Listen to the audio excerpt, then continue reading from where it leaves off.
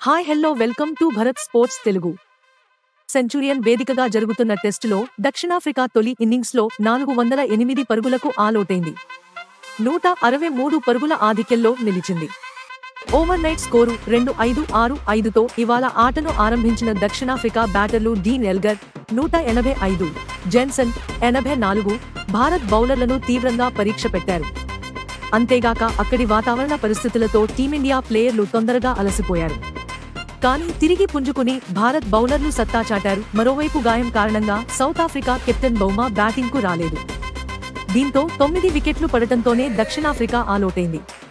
Team India బౌలర్లలో జస్ప్రీత్ బుమ్రా 4 వికెట్లతో సత్తా చాటాడు.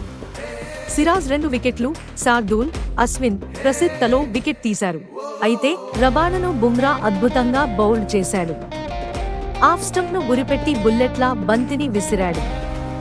దాన్ని డిఫెండ్ చేయడానికి రబాడ తీవ్రంగా ప్రయత్నించినా కుదరలేదు. వికెట్ గాల్లోకి ఎగిరి పడింది. దీంతో బుమ్రా బౌలింగ్కు రబాడ బిత్తరపోయాడు. ఆ తర్వాత తేరుకుని అసంతృప్తిగా మైదానాన్ని వీడాడు.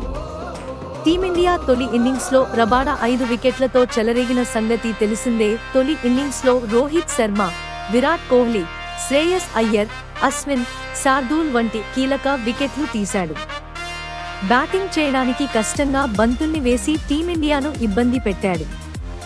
దానికి ప్రతీకారంగా అన్నట్టుగా బుమ్రా సవాలైన బంతిని రబాడకు వదిలాడు. దీనికి సంబంధించిన వీడియో నెట్టింట్లో వైరల్గా మారింది. తొలి ఇన్నింగ్స్లో భారత్ 245 పరుగులకు ఆలౌటైన సంగతి తెలిసిందే. కేఎల్ రాహుల్ 101 వీరోచిత శతకం సాధించాడు. 1-2-1-6తో కష్టాల్లో ఉన్న టీమిండియా 245 పరుగులు చేసిందంటే అది రాహుల్ పోరాటంతోనే.